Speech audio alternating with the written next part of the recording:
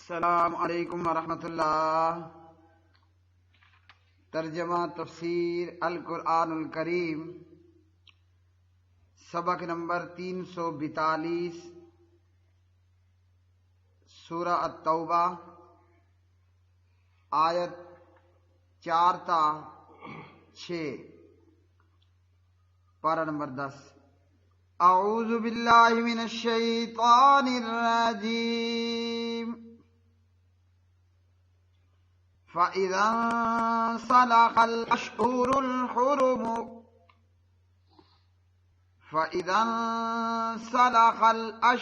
الْحُرُمُ فَاقْتُلُوا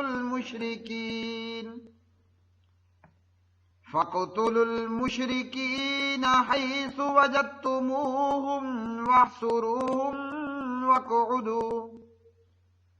واحصروهم واقعدوا لهم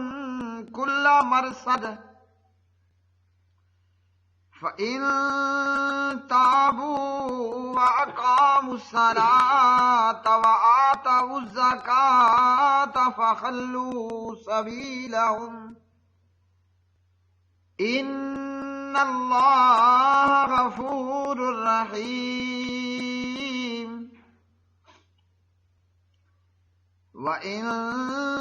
أَحَدٌ مِّنَ الْمُشْرِكِينَ اسْتَجَارَكَ فَأَجِرْهُ حَتَّى يَسْمَعَ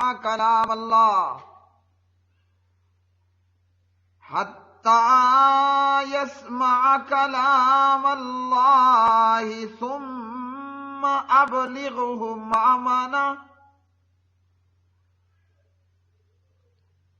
ذَلِكَ بِأَنَّهُمْ قَوْمٌ لَا يَعْلَمُونَ۔ پس جب حرمت والے مہینے نکل جائیں، گزر جائیں،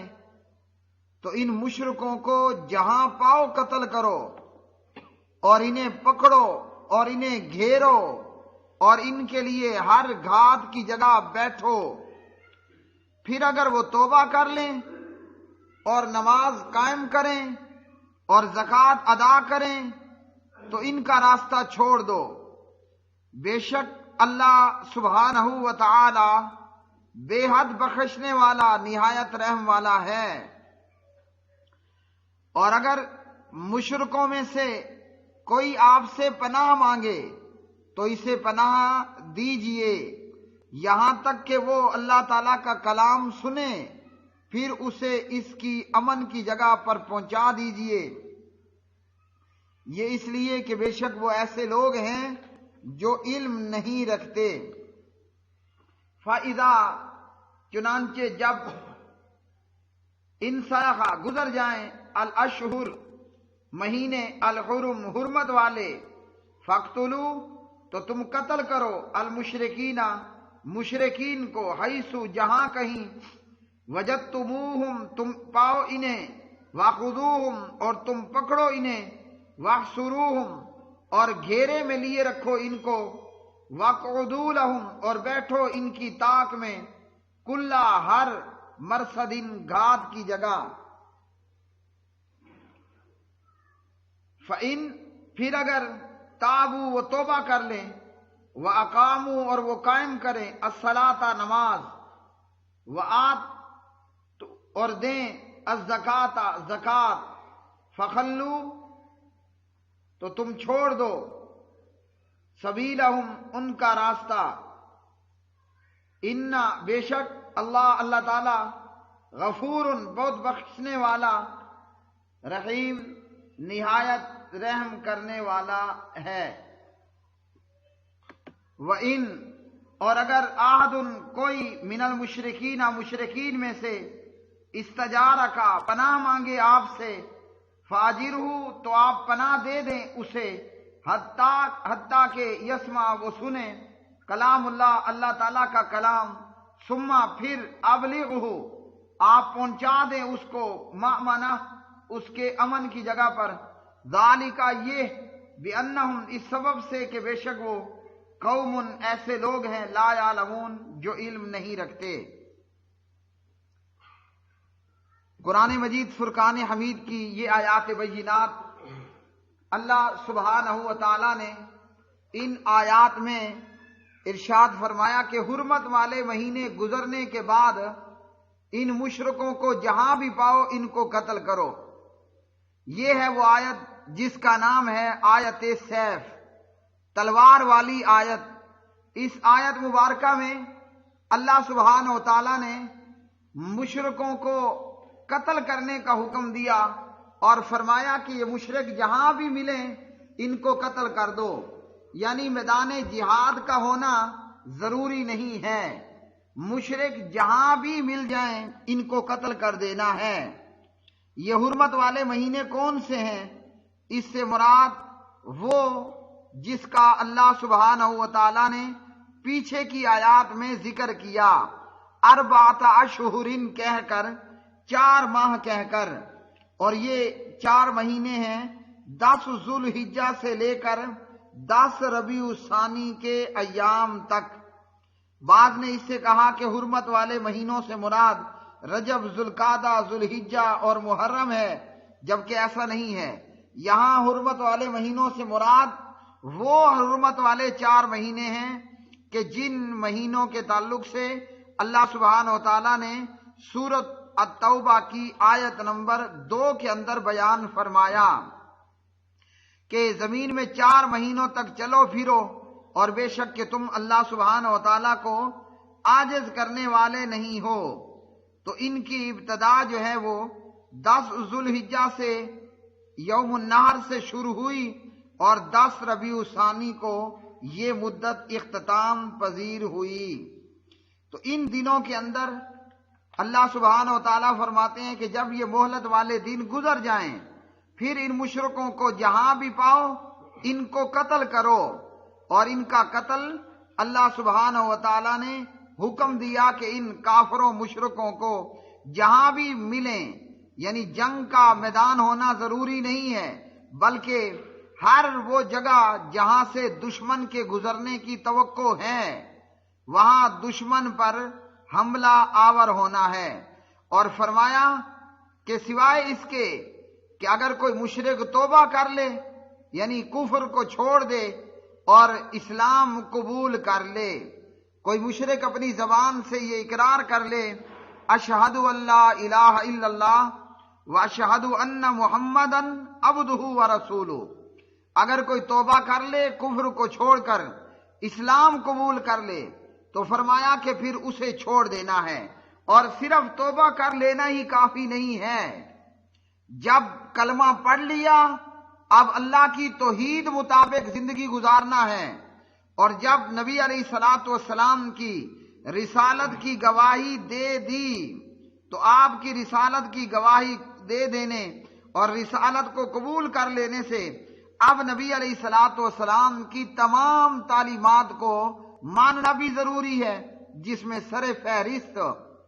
وہ نماز ہے اور زکوٰۃ ہے، اور اسی طرح ارکان اسلام ہیں کہ جن میں نماز ہے اور جن کے اندر زکوٰۃ ہے اور جن کے اندر روزہ ہے اور جس کے اندر بیت اللہ کا حج ہے۔ جب کلمہ پڑھ لیا تو نبی علیہ الصلوۃ والسلام کی تعلیمات کو ماننا بھی ضروری ہے، یعنی نماز کا بھی اقرار ہوگا، زکوٰۃ کا اقرار ہوگا اور زکوٰۃ کی ادائیگی ہوگی۔ ہاں صاحب حیثیت ہے تو پھر زندگی میں ایک بار حج بھی ہوگا، اور اگر صحت مند ہے اور جوان اور بالغ ہے تو رمضان کے روزے بھی رکھنا ہوں گے، الا یہ کہ جن کو اللہ نے روزے چھوڑ دینے کی رخصت دی۔ تو فرمایا کہ وہ توبہ کر لیں، کفر کو چھوڑ دیں اور اسلام پہ آ جائیں، اور نماز بھی پڑھیں، اور مال و دولت موجود ہے، زکوٰۃ بھی ادا کرنے والے ہوں۔ اور زکوٰۃ کے اندر بھی شریعت نے نصاب بتایا ہے کہ سونا 7.5 ہو، چاندی جو ہے وہ 52.5 ہو، یا کرنسی 52.5 تولے چاندی برابر ہو اور اس پہ سال پورا ہو، تب ہر 1000 میں 25 روپے 2.5% کے حساب سے زکوٰۃ ادا کرنی ہے۔ یا کھیت کھلیان ہیں ان کا 10واں اور 20واں ہے، اگر وہ اپنی مقدار کو پہنچتے ہیں تو پھر اس پر بھی عشر دینا لازمن ہوگا۔ اور اگر کوئی کسی حکم کا انکار کر دیتا ہے جیسے منکرین زکوٰۃ نے زکوٰۃ سے انکار کر دیا تو جناب ابو بکر صدیق رضی اللہ تعالی عنہ نے اسی تلوار والی آیت سے یہ مسئلہ اخذ کیا، یعنی اسی سورہ توبہ کی آیت سیف سے یہ مسئلہ اخذ کیا کہ جو زکوٰۃ کا انکاری ہے اس کے ساتھ ابو بکر رضی اللہ تعالی عنہ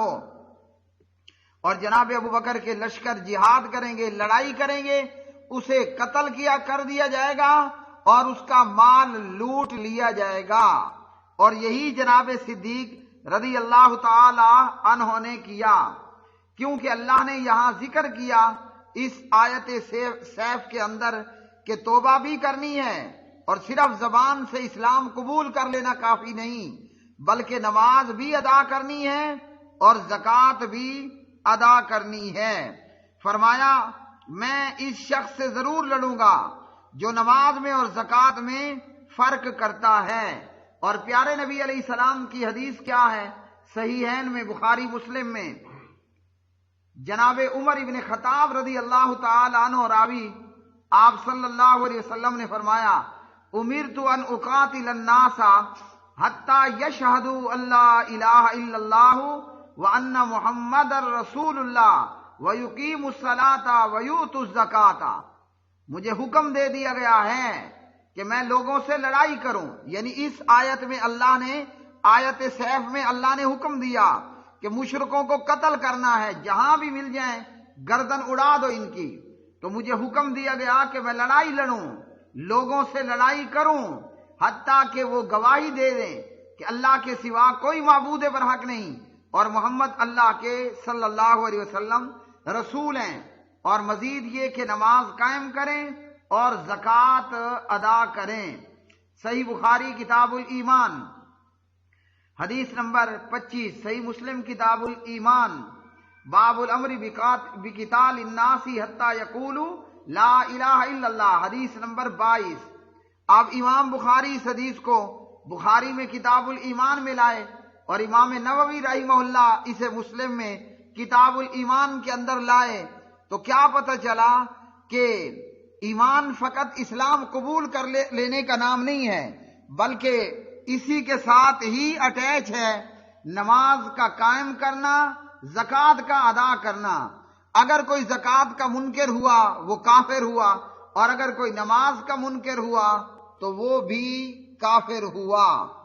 اسی طرح ارکان اسلام میں سے کسی بھی چیز کا انکار کرے گا وہ کافر اور بے ایمان ہو جائے گا۔ نماز کے تعلق سے کچھ علماء نے فرمایا کہ جو نماز سستی سے چھوڑ دے وہ گنہگار ہے، اور جو نماز کا انکاری ہو وہ کافر ہے۔ اور عبدالعزیز بن عبداللہ بن باز رحمۃ اللہ علیہ فرماتے ہیں اتفاقی بات یہ ہے کہ، یا راجح بات یہ ہے کہ جو نماز کو سستی سے بھی چھوڑے وہ بھی کافر۔ اور عبدالعزیز بن عبداللہ بن باز رحمۃ اللہ علیہ کا فتویٰ binbaz.com پہ کہ جو نماز فجر یا کوئی ایک نماز بھی وقت پہ ادا نہیں کرتا اور اسے لیٹ کرتا ہے اور دیر سے پڑھتا ہے اور جماعت کو چھوڑ دیتا ہے وہ بھی کافر۔ اور ابن ماجہ میں نبی علیہ السلام کی حدیث کہ جو نماز با جماعت کو بلا عذر چھوڑ دے اس کی نماز ہی کوئی نہیں۔ تو جب کلمہ پڑھ لیا، توبہ کر لی، اب نماز بھی ہوگی، روزہ بھی ہوگا، زکوٰۃ بھی ہوگی، حج بھی ہوگا۔ اور جو ارکان اسلام کا انکار کرے گا یا کسی ایک رکن کا منکر ہوگا وہ کافر ہوگا۔ اور جو اقراری ہو مگر عمل نہ کرے اپنی سستی اور غفلت کی وجہ سے تو وہ فاسق اور فاجر ہوگا۔ اور فرمایا اللہ سبحانہ و تعالیٰ نے اگر مشرکوں میں سے کوئی پناہ مانگے تو اس کو پناہ دینی ہے، یعنی امن کی مدت گزرنے کے بعد، یہ جو 4 ماہ تھے یہ گزرنے کے بعد اگر کوئی مشرک جس سے آپ کا کوئی عہد نہیں ہے وہ پناہ کا طلبگار ہو تو اسے پناہ دینی ہے تاکہ وہ مسلمانوں کے قریب رہے۔ اور یہ کہ جب مسلمانوں کے قریب رہے گا، قرآن سنے گا تو یوں قرآن سن کر قرآن اس کے اوپر امید ہے اثر کر لے گا اور وہ مسلمان ہو جائے گا۔ اور اگر جتنی مدت کی اس نے امان مانگی اور وہ مسلمان نہیں ہوتا تو مدت پوری ہونے پر جہاں کا رہنے والا ہے وہیں اسے امن و امان سے پہنچا دینا ہے۔ اور ادنا سے ادنا مسلمان بھی کسی کو پناہ دے سکتا ہے، اور اس کی پناہ جو ہے وہ تمام مسلمانوں کے لیے معتبر ہوگی۔ جیسا کہ ابو داؤد کتاب الجہاد کے اندر نبی علیہ الصلوۃ والسلام کا یہ فرمان، اور صحیح بخاری کے اندر 357 نمبر پر، ابو داؤد میں 2763 پر مسلمان پناہ دے سکتا ہے، وہ ادنا درجے کا ہو یا اعلیٰ درجے کا ہو، یا کہ وہ مرد ہو یا وہ عورت ہو۔ فتح مکہ کے موقع پر حضرت ام ہانی رضی اللہ تعالی عنہ نے ایک مشرک کو پناہ دی اور نبی علیہ السلام کے پاس آئی اور یہ بات بتائی، تو آپ نے فرمایا ہم نے اسے پناہ دی جسے تم نے پناہ دی، ہم نے اسے پناہ دی جسے تم نے پناہ دی۔ تو ادنا سے ادنا مسلمان بھی کافر مشرک کو پناہ دے سکتا ہے۔ ہاں، اتنی پناہ بھی نہیں دینی کہ وہ امریکیوں کی طرح مسلمان ملکوں میں ٹک جائیں، رک جائیں اور جاسوسی کے اڈے اور نیٹ ورک قائم کر لیں۔ وآخر دعوانا ان الحمد للہ رب العالمین۔